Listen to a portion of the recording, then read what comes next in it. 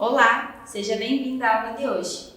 Eu sou a professora Gabriela e nessa aula nós vamos falar um pouquinho sobre o ensino de ciências na educação infantil, nessa etapa especificamente.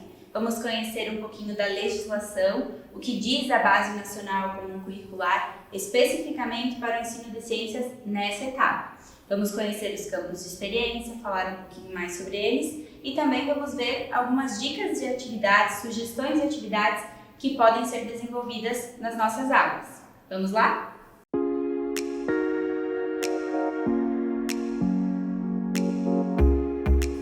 Então, nesta aula nós vamos falar sobre o ensino de ciências na educação infantil. Vamos lá! Inicialmente, então, há um tempo atrás, quando surgiu a educação infantil, as escolas, as instituições de educação infantil, elas eram vistas como um espaço para deixar as crianças para serem cuidadas enquanto os pais iam trabalhar. Ou seja, era só apenas um local de cuidado, né? No sentido de alguém cuidar dos meus filhos para que eu possa trabalhar.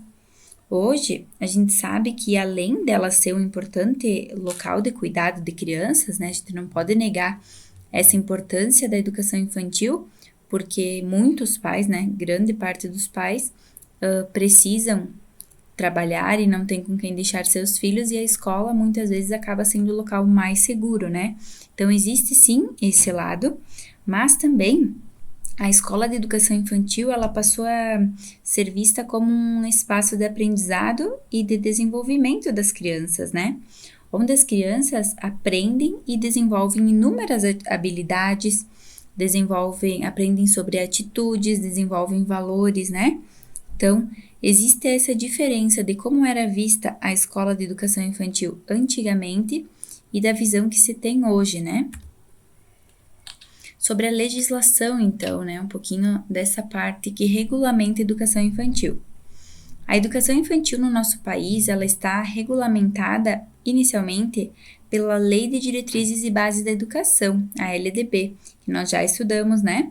Que foi aprovada em 1996.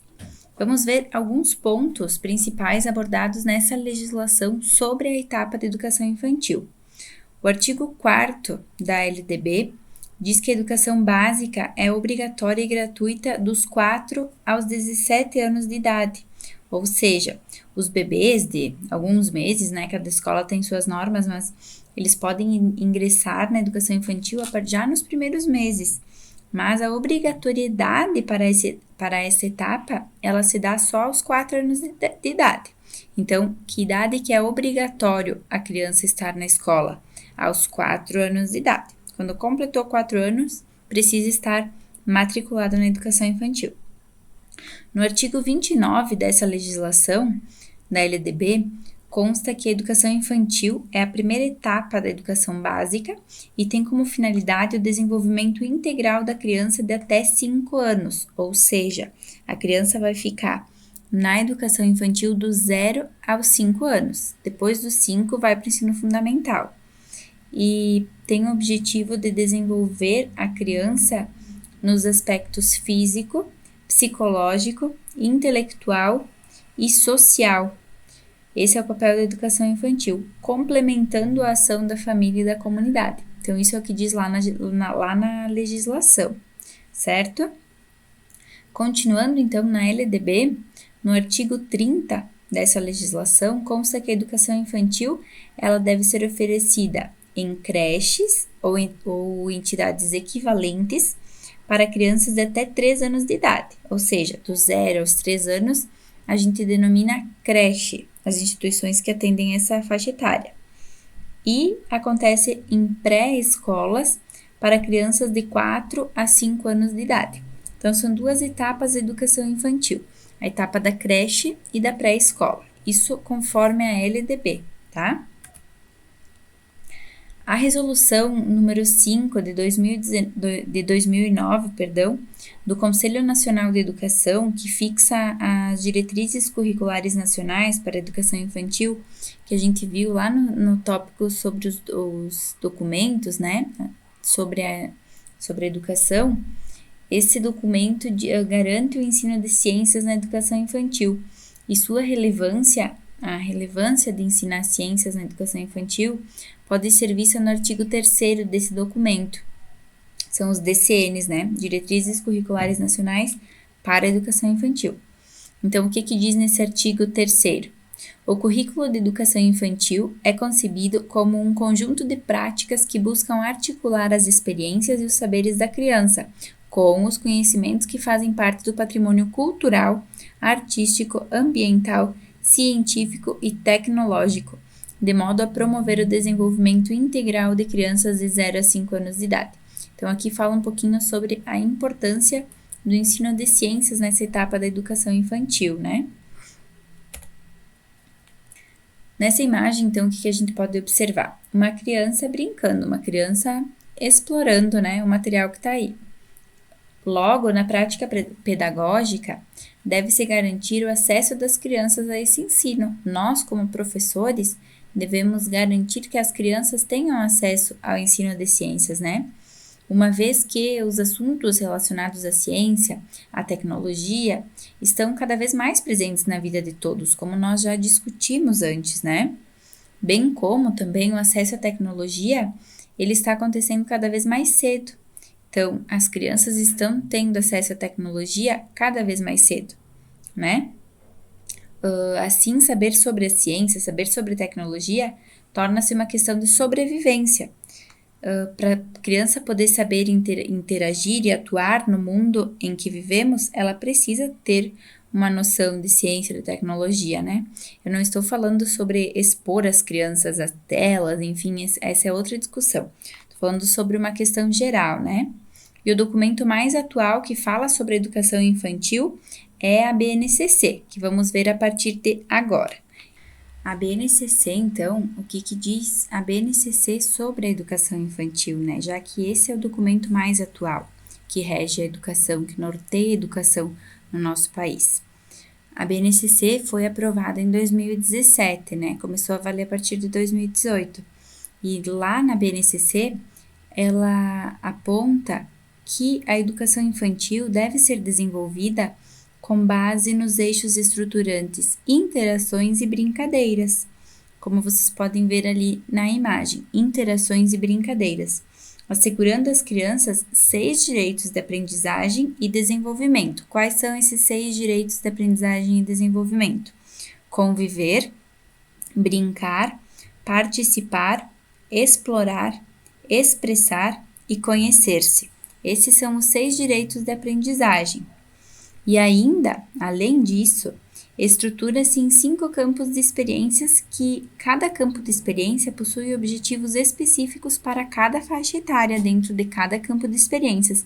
Então, a base ela é um documento bem abrangente e, ao mesmo tempo, é muito rica em informações, porque ela traz muitas informações importantíssimas para desenvolver o ensino, né? Para trabalhar em sala de aula. Conforme a BNCC, são três grupos divididos de acordo com pela faixa etária, né? De acordo com a idade. Então, quais são esses grupos da educação infantil? Bebês, que vai de 0 a 1 ano e 6 meses. Crianças bem pequenas, que vai de 1 ano e 7 meses até 3 anos e 11 meses. E o último grupo das crianças pequenas, que vai de 4 anos a 5 anos e 11 meses. Quando a criança completa 6 anos, então ela entra para o ensino fundamental, já não faz mais parte da educação infantil. Então, são esses 3 grupos. Cada grupo vai ter os seus objetivos de acordo com a faixa etária, que devem ser alcançados, né, desenvolvidos. Como foi dito anteriormente, então, os eixos estruturantes da educação infantil são interações e brincadeiras. Mas o que significa isso, né? O que significa dizer que existem eixos estruturantes? Significa que todo o processo de ensino, aprendizagem, né? Toda a aprendizagem na educação infantil, ela deve acontecer por meio das interações e das brincadeiras. Mas quais são essas interações? Que tipo de interações que vão ocorrer lá na educação infantil? São interações que vão acontecer entre as crianças, ou seja, de uma criança com a outra criança da turma, né? Ou da escola, enfim. as interações da criança com os professores, né, da criança com o adulto, e as interações que acontecem entre a criança com o meio. O que é esse meio? O meio pode ser tanto o espaço da sala de aula, como o espaço externo da escola, todo o espaço que o professor vai utilizar nas suas aulas, o parque, os brinquedos. Então, é por meio dessas interações que a aprendizagem vai acontecer. E também por meio das brincadeiras. Criança aprende brincando, né? Nessa imagem aparecem algumas crianças brincando, né? Estão explorando, estão dentro de um cantinho, digamos assim. Muitas vezes os professores preocupam-se muito, né? Dão muito foco em alfabetizar as crianças. Mas sabe-se que esse não é o foco da educação infantil. Alfabetizar não é ou não deveria ser o foco da educação infantil, ainda mais conforme a BNCC, né? E aí esses professores acabam deixando de lado a essência dessa etapa, que é o brincar. É brincando, é explorando que a criança aprende. E é assim que deve ser realizado o ensino de ciências, por meio de brincadeiras e de interações. Então, deixando a criança explorar, deixando a criança desenvolver a sua curiosidade natural. É assim que as crianças vão aprender, principalmente as crianças menores, né? As crianças da educação infantil. Os conteúdos iniciais da educação infantil, eles apresentam uma profunda relação com a vida cotidiana das crianças, né? Porque eles se relacionam principalmente à alimentação, à higiene, ao controle e conhecimento do próprio corpo, ao ambiente, entre muitos outros conteúdos, mas esses foram os principais, assim, que eu abordei aqui. Note que todos esses conteúdos podem ser desenvolvidos numa perspectiva de ensino de ciências, né? Tanto a higiene, quanto o corpo, quanto o ambiente, a alimentação, tudo isso pode ser desenvolvido numa perspectiva do ensino de ciências, voltado, né? Olhando para questões científicas, para questões tecnológicas mesmo. E todos esses conteúdos que foram citados anteriormente, tanto a alimentação, higiene, o corpo, todos esses conteúdos, eles são voltados a ensinar as crianças sobre si. Então, a criança vai aprender o eu, né? Sobre o mundo e sobre as relações que acontecem nesse mundo, em que elas estão inseridas, em que elas fazem parte dessas relações. As relações, as interações que a gente já falou antes, né? E muitas outras que vão acontecer na vida da criança em sociedade. Então, é voltado a isso que deve se desenvolver o ensino de ciências. Aqui nessa parte, então, vamos falar sobre os campos de experiências na educação infantil. Quais são esses campos de experiência, então? O eu, o outro e o nós. Nesse campo, as crianças aprendem sobre si mesmas, sobre o outro e sobre o mundo, construindo um senso de autocuidado, né, uma noção de autocuidado e desenvolvendo a autonomia. Então, é isso que deve ser trabalhado, isso que deve ser incentivado, desenvolvido neste campo de experiências. Corpo, gestos e movimentos.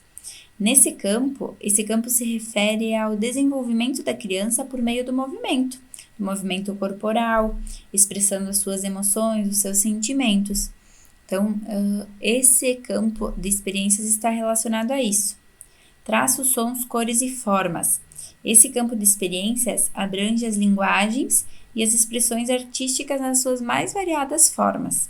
Então, de todos os jeitos que elas podem acontecer. Escuta, fala, pensamento e imaginação. Esse campo de experiências refere-se ao acesso a diferentes ferramentas textuais. Então, tudo que se relaciona a texto, né? A escrita, a fala, a contação de histórias, tudo isso faz parte desse campo de experiências. Espaços, tempos, quantidades, relações e transformações. Esse campo ele se relaciona com os fenômenos naturais, com os conhecimentos matemáticos também, porque fala em quantidades, né? Em relações, enfim. De todos os campos de experiências, este é o campo de experiência que mais se relaciona ao ensino de ciências. Se vocês forem ler os objetivos da aprendizagem de cada campo de experiência, e eu não trouxe todos aqui porque ficaria muito grande, né? Mas se vocês forem ler eles, vocês vão ver que está diretamente relacionado ao ensino de ciências, tá? Aqui é importante destacar sobre os campos de experiência que em uma aula de ciências, por exemplo, deve-se buscar abranger no mínimo um objetivo de aprendizagem de cada campo de experiências. Ou seja, eu não vou trabalhar em uma aula apenas o campo de experiências, o eu, o outro e o nós. Em uma aula, eu tenho que tentar, né? Nem sempre é possível, mas eu tenho que tentar abranger pelo menos um objetivo de aprendizagem de cada campo de experiências. Abranger os 5 campos de experiências numa aula. Isso nem sempre vai ser possível, 100% das vezes, né? Mas sempre que possível a gente precisa inserir, precisa considerar isso. O papel do professor, então, no ensino de ciências. Qual que é o papel do professor aqui? Inicialmente, eu começo dizendo que o professor, para nós professores, é muito difícil não responder uma pergunta do aluno. Quando o aluno faz uma pergunta, parece que nós estamos fazendo errado se a gente não responder esse aluno prontamente, né? Mas o professor deveria enfrentar a tentação de dar respostas prontas, mesmo que o professor tenha a informação correta, a informação exata. Mas o que o professor deveria fazer? Oferecer novas perguntas em seu lugar. Essas perguntas que levem os alunos a buscar a informação. Ou seja, o aluno me fez uma pergunta, eu vou devolver outra pergunta que leve o aluno a buscar a resposta, buscar a informação, mas com orientação e com acompanhamento sempre, né?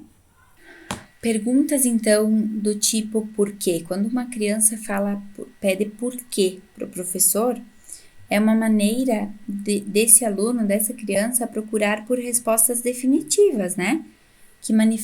Essas perguntas manifestam uma vontade muito grande de conhecer, uma curiosidade. Se o professor apresentar de pronto uma resposta na forma de uma longa explicação conceitual, pode estar desestimulando o aluno a buscar mais dados, a buscar mais informações, né? Ele já recebeu a resposta, então uma explicação científica. Então, por que ele vai ir atrás de buscar mais, né? Então, acaba que satisfaz a curiosidade e não incentiva a continuar na busca por respostas. Se, por outro lado, o professor der uma resposta estimulante, né? O que é uma resposta estimulante? Uma outra pergunta. Isso poderia levar o aluno a procurar a resposta junto aos seus colegas ou na sua família, em casa, ou procurar em livros, dependendo da faixa etária, com certeza, para formular novas hipóteses. E essas atitudes são muito positivas no ensino de ciências, porque elas deixam para depois desse momento de investigação dos alunos a sistematização do trabalho desenvolvido, ou seja, o aluno vai investigar e depois o professor vai resgatar, vai falar quais respostas estão certas ou não, realizando com os próprios alunos uma síntese dos conhecimentos que foram alcançados. Então, o papel principal é enfrentar a tentação de dar respostas prontas, né? Aqui, nesse sentido, então, como que um bebê aprende, né? O que a gente pode fazer pensando nos bebês lá na educação infantil? Um bebê aprende através de estímulos. Mas qual o papel do professor no ensino desses bebês? No ensino de ciências, né? Será que o professor vai dar aulas onde o conteúdo vai ser exposto para esses bebês? Claro que não, né? Mas o professor, na sua intencionalidade educativa, vai proporcionar situações em que o bebê vai ser estimulado, vai receber estímulos para que ele possa desenvolver habilidades e assim vai alcançar os objetivos propostos com a BNCC. Então, o papel do professor aqui nesse sentido é oferecer os estímulos adequados para que os bebês possam se desenvolver. É preciso muita sensibilidade e criatividade para o professor criar contextos ricos em possibilidades de aprendizagem e desenvolvimento, e que ao mesmo tempo respeite a criança na sua singularidade, porque cada criança é única, né? E que também respeite todo o grupo, as características gerais do grupo. Então, a tarefa do professor não é nem um pouco fácil, é bem desafiadora. O professor ele deve atuar sempre com intencionalidade educativa. O que significa isso, né? O professor deve buscar um ensino de ciências que valorize a curiosidade natural das crianças na educação infantil. Quanto mais nova a criança, mais curiosa ela é, né? Conduzindo essas crianças numa construção de conhecimentos que estejam diretamente ligados com tudo que elas vivenciam diariamente, né? Então, a intencionalidade do professor deve sempre considerar a curiosidade natural e a vivência dessas crianças para que todo e qualquer conhecimento, conteúdo seja desenvolvido, para que faça sentido para essas crianças. Através da intencionalidade educativa, o professor ele seleciona, organiza, planeja, media e monitora o conjunto das práticas, das interações, das brincadeiras que vão ser realizadas em sala de aula ou na escola, enfim, qualquer espaço, para a construção de conhecimento e para o desenvolvimento de habilidades, considerando sempre os saberes da criança e também o seu interesse, o que as crianças gostam, pelo que elas se interessam, para que desenvolvam o prazer e o desejo por continuar aprendendo. Então, vejam como é a responsabilidade da tarefa do professor, né? Todo o papel do professor lá na frente vai resultar numa criança interessada pelos estudos, por continuar buscando respostas, ou uma criança desmotivada. Claro que tem outros fatores que influenciam ali no meio do caminho, né? Mas o papel do professor importa e importa muito. As aulas de ciências, elas devem aproveitar esse interesse das crianças para colocar as crianças diante de situações desafiadoras, contextualizadas, de modo a permitir a busca de respostas para satisfazer a curiosidade das crianças. Afinal, que criança que não gosta de se sentir desafiada? Então, se o professor puder lançar um desafio para que as crianças busquem as respostas, essa busca pelo conhecimento vai se tornar muito mais interessante, né? Muito mais prazerosa para as crianças. Aqui tem uma imagem de um espaço externo, né? Da natureza. E uma situação que geralmente as crianças têm muito interesse é pelos seres vivos em geral, que estão no ambiente da escola, né? Na escola, no pátio da escola, enfim. O professor pode aproveitar esse interesse para promover uma simples atividade de observação no espaço da escola, no pátio da escola. Se a escola tiver um pátio, já serve. Quantos animais será que a gente vai encontrar lá? Encontramos uma formiga. Do que essa formiga se alimenta? Onde será que é a casa dessa formiga? E esse caracol que está subindo na folha dessa árvore? Do que será que ele gosta de comer? Notem que todas essas perguntas, é o professor que vai assumir o papel de questionador, né? Vai fazer essas perguntas para a criança. E fazendo isso, você vai ver quantas possibilidades surgirão através das respostas das crianças. E também vão surgir outras perguntas que vão ser feitas pelas crianças. Nesse sentido, então, a atividade de observação, ela pode servir como ponto de partida para o estudo dos seres vivos, por exemplo, né? Sei lá, podem ser outros assuntos, outras discussões, mas pode ser um ponto de partida, onde vão surgir inúmeras perguntas. Depois da observação realizada e das perguntas, né, que vão surgir, é hora de aprender. E aí é hora de buscar o conhecimento para obter as respostas às perguntas que foram geradas lá no início. Como que a gente vai buscar esse conhecimento? O professor vai desenvolver suas aulas, né? Com diversas metodologias, com diversas atividades. Além disso, pode-se aproveitar essa atividade de observação para realizar uma discussão também sobre os cuidados que a gente deve ter com os animais, no sentido de cuidar dos animais, de não maltratar, enfim, né? Nesse sentido, mas também do cuidado que a gente deve ter com relação à nossa saúde, né? Cuidados para não levar mordidas, picadas, cuidado, por exemplo, quando a gente entra em contato com algumas plantas desconhecidas, a importância de lavar as mãos e não levar as mãos aos olhos. Tudo isso pode ser discutido com as crianças após uma atividade dessas de observação. Seguindo aqui, então. É importante destacar que nem sempre o professor precisa buscar responder todas as perguntas das crianças. Muito pelo contrário, tá?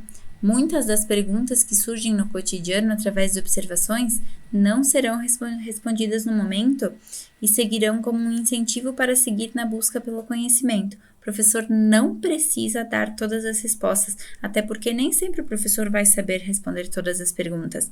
Mas também o professor pode aproveitar isso como um incentivo para que a criança mantenha aquela curiosidade pelo assunto, né? Mantenha algumas respostas no ar aí, sem saber a resposta de fato, para continuar aprendendo, para continuar motivada a aprender.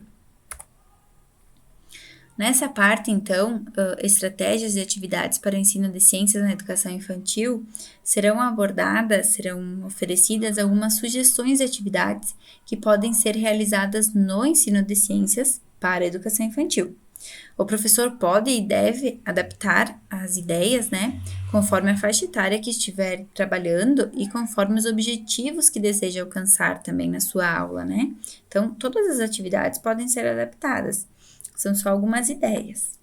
Uma das atividades que podem ser desenvolvidas na educação infantil, como sendo de rotina, que geralmente acontece, né, todos os dias, e essa atividade pode ser desenvolvida desde os bebês até as crianças maiores, né, as crianças pequenas, como é denominado, é a chamadinha no início da aula.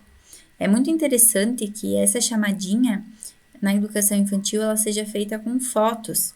Pode ou não precisa, também é opcional colocar o nome, né? Mas a foto é muito interessante, é fundamental, porque a criança ainda não sabe ler na educação infantil, né? Então, por isso a foto é muito importante. O professor também pode inventar ou usar alguma música que já existe para esse momento, né? Então, ou seja, usar e abusar da criatividade. E assim vai despertar o interesse das crianças. Essa atividade de chamadinha, além de ser um momento lúdico e divertido, ela ainda colabora para o desenvolvimento da consciência de identidade nas crianças. Elas percebem quem elas são, quais são as suas características e percebem que fazem parte de um grupo também, né? Que é a turma. Então, essa atividade é muito legal. Eu gosto muito de fazer essa atividade, né? De rotina na educação infantil. Pode ser feito um painel, é bem interessante fazer um painel com lugares para anexar essas fotos. Esse painel fica numa parede da sala e as fotos podem ser com velcro, fica bem interessante fazer assim, para colar, né? Para que se fixem as fotos no painel. Aí, todo dia, antes de começar a aula, o professor pega as fotos, coloca dentro de uma caixa, por exemplo, e vai tirando uma por vez. Aí vai mostrar a foto para as crianças e as crianças devem dizer quem é esse, né? Apareceu a foto da Gabriela. Mas será que a Gabriela veio na aula hoje? O professor pode falar. Mas eu não tô vendo a Gabriela. E aí, geralmente, ou a Gabriela vai se acusar, né? Eu tô aqui. Ou os alunos vão começar a apontar para onde está a Gabriela. Então, eles vão desenvolver consciência de quem eu sou, as minhas características e também que eu faço parte de um grupo. É bem interessante essa atividade. Geralmente costuma ser um momento de bastante interação e de participação das crianças, tá? Uma música que pode ser cantada é assim: a nossa chamadinha já vai começar. Preste atenção na foto que eu vou mostrar. E aí puxa uma foto. Depois coloca lá no painel. Depois puxa outra, canta de novo e puxa outra foto. E assim por diante. É bem interessante mesmo. Uma outra sugestão, então, uma das estratégias que estimula as crianças a olharem além da sala de aula e observarem o mundo é a aula passeio. E eu arrisco dizer aqui que a educação infantil ela deve acontecer muito mais fora da sala de aula do que dentro dela. As crianças precisam do contato com a natureza, com o meio externo, principalmente para as aulas de ciências, né? Para desenvolver os conteúdos de ciências. Claro que nem sempre é possível sair da escola, né, e passear fora da escola, dependendo do local em que a escola está localizada e também da faixa etária da turma. Mas, muitas vezes, a própria escola, ela possui um espaço externo, por menor que seja, um pátio que seja, né? Um pedaço com grama, por exemplo. Mas vamos imaginar aqui que seja possível sair da escola para realizar um passeio ao redor dessa escola, na quadra da escola, com uma turma de crianças entre 3 e 4 anos. Se esse passeio acontece no inverno, por exemplo, o que esses alunos vão ver? Como estarão as árvores? Como estarão as flores? Será que a gente vai encontrar flores pelo caminho? Que tipo de roupas as pessoas estarão usando? Quais frutas são possíveis encontrar nas árvores, nas ruas? Como está o dia? Agora, imaginem esse passeio realizado no mesmo lugar, na mesma quadra ao redor da escola, mas vai ser na primavera. O que é possível observar de diferente? Notem que dessa forma, além de ser possível trabalhar conceitos relacionados às estações do ano, também é possível abordar inúmeros outros conceitos, como explorar paisagens, explorar cores, aromas, os aromas das flores, os aromas das frutas. Que tal colher algumas frutas, né, que a gente encontrar nas árvores pelo caminho e levar para provar na escola? Trabalhando então assim a alimentação saudável, a saúde, aliados também aos sentidos do corpo humano, porque para sentir o cheiro a gente usa o sentido do olfato. Quantos cheiros você consegue sentir quando você chega perto de uma mesa de frutas? E quantas cores diferentes consegue visualizar? Quantas texturas diferentes possuem as frutas, né? E o sabor, então, nem se fala. Então, vejam quantos inúmeros conceitos que podem ser abordados com um simples passeio ao redor da escola. Notem, então, com esses dois exemplos, que o ensino de ciências ele não precisa de grandes estruturas ou de muitos materiais para que aconteça, né? Porque ciências é exatamente os fenômenos e o meio que nos cerca. Um simples passeio pode ser uma atividade muito rica para explorar inúmeros conceitos com as crianças, como a gente viu anteriormente, né? Quantas aprendizagens são desenvolvidas com o simples fato de deitar um bebê na grama? Quantas texturas esse bebê vai sentir? Quantos sons diferentes ele vai ouvir do ambiente, dos animais? Se estiver passando o carro, se tiver um passarinho numa árvore, quantos cheiros diferentes ele vai sentir? Das flores, da grama, do ambiente em si, né? Quantas cores esse bebê vai poder visualizar? Um outro exemplo de atividade prática que pode ser realizada com as crianças e que geralmente faz sucesso é o preparo de receitas em sala de aula, como um bolo simples, por exemplo. A prática da culinária em sala de aula, ela serve para discutir inúmeros conceitos também que são relacionados à área de ciências, como a transformação de substâncias, por exemplo. Para fazer o bolo, a gente vai adicionar ovos, vai adicionar farinha, açúcar. Todas essas substâncias vão se misturar e no fim elas vão formar um produto final, que vai ser o bolo. No bolo, a gente já não tem mais cada substância separada, ou seja, se eu quiser separar o ovo lá no final do bolo, eu não consigo mais, porque o ovo não existe mais e como ele era lá no início, ele se transformou. Então, esse é um exemplo de reação química. Além disso, o bolo cru também não tem a mesma composição do bolo assado, né? Claro que os conceitos de reações químicas, eles não precisam e nem devem ser discutidos com as crianças da educação infantil. O que eu quero dizer com isso é que o professor, em sua intencionalidade pedagógica, vai desenvolver atividades, vai elaborar perguntas para que levem os alunos a pensar, a refletir e que eles possam exercer a sua curiosidade sobre os assuntos da ciência, como foi dado nesse exemplo de transformação de substâncias ou dos alimentos, né? O simples preparo de um bolo pode então servir para trabalhar inúmeros assuntos, mas se a escola tiver uma horta, por exemplo, eu sou bem a favor da horta, sabe? Eu acho que a horta é uma experiência riquíssima. Que tal plantar a cenoura lá na horta? Observar o seu crescimento, o seu desenvolvimento e quando estiver na hora, realizar a colheita das cenouras e aí preparar um bolo delicioso com as cenouras em sala de aula. A gente pode trabalhar com isso a alimentação saudável, a nutrição, a transformação das substâncias, o desenvolvimento das plantas, o saber esperar também, porque afinal a cenoura não vai crescer rápido, ela vai demorar um tempo para crescer. Veja quantas habilidades essa atividade pode desenvolver, né? Mas para isso não basta apenas o professor preparar um bolo ou levar um bolo pronto para a escola e aí discutir isso. É preciso que os alunos participem do processo.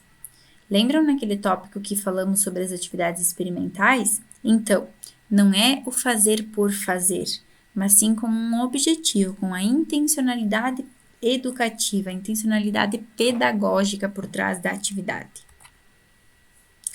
Um exemplo de atividade bem simples também que pode ser realizada com crianças de qualquer idade, inclusive com os bebês, e que envolve no mínimo 2 campos de experiências, vai envolver o eu, o outro e o nós, e o campo, corpo, gestos e movimentos, no mínimo esses 2, é a observação em frente a um espelho. O que um bebê pode aprender olhando para um simples espelho relacionado à área de ciências, por exemplo? Ao se observar no espelho, a criança vai desenvolvendo consciência corporal, consciência do seu próprio corpo.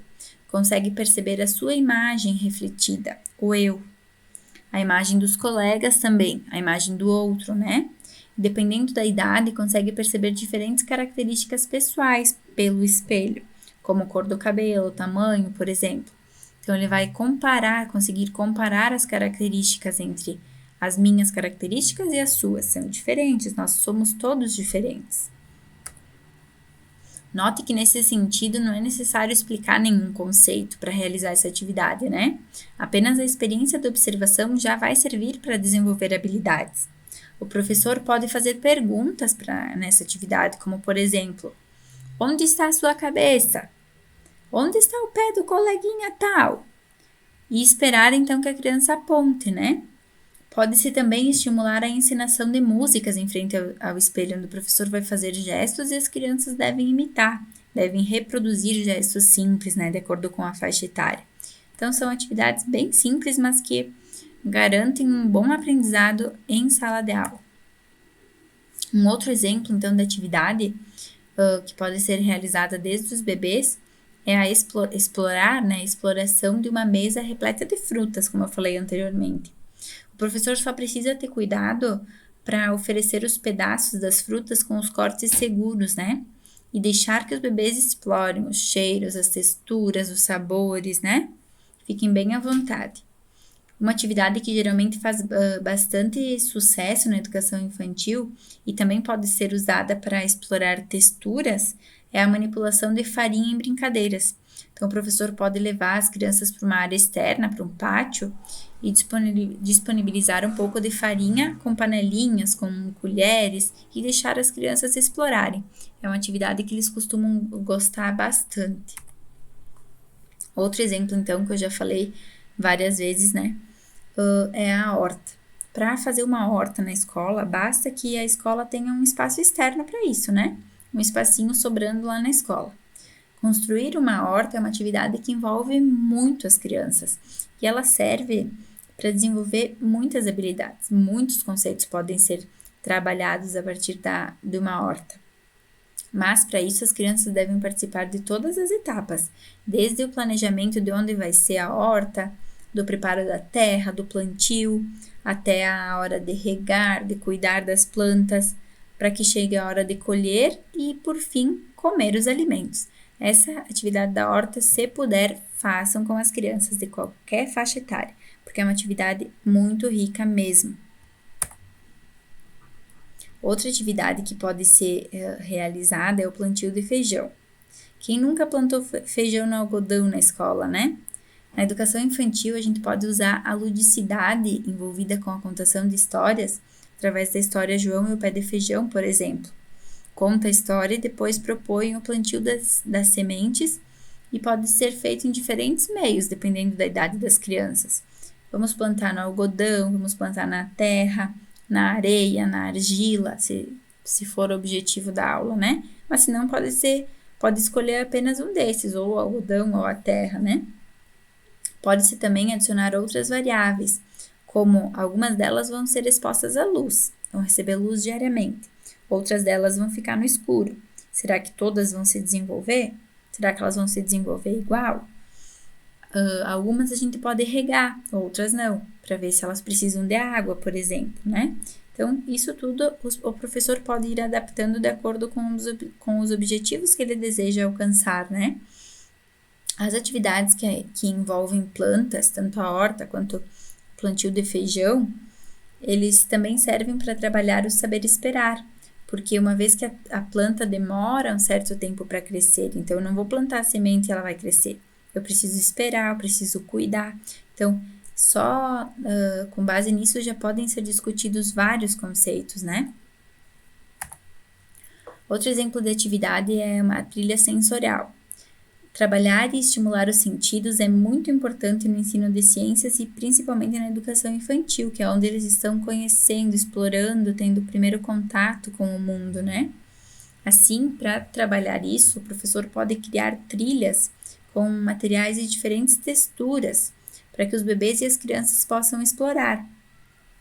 Com crianças maiores, vale também realizar atividade vendando os olhos das crianças. E aí pode servir para discutir sobre as deficiências, por exemplo, das pessoas que são cegas, né? Como que eles fazem, como que eles conseguem perceber as coisas, né? Através dos outros sentidos, que não a visão. Então, algumas sugestões de materiais, né? Levar alguma coisa que seja quente e frio, para que dê esse contraste e a criança consiga trabalhar esses conceitos.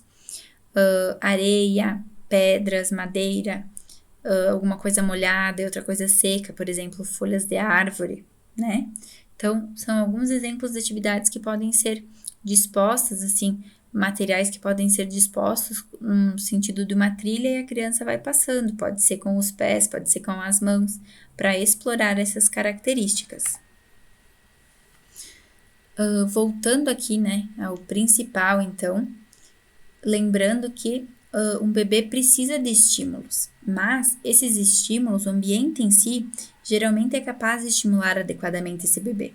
Não precisa o professor proporcionar atividades complexas, mas sim precisa um olhar atento, um olhar intencional do professor, aquilo que eu falei bastante sobre a intencionalidade pedagógica. Ao pensar no que as crianças devem aprender na educação infantil, é preciso considerar que o primeiro e o mais importante aprendizado nessa faixa etária é constituir-se progressivamente como um sujeito que convive na sociedade e essa sociedade é impregnada de significados e de cultura.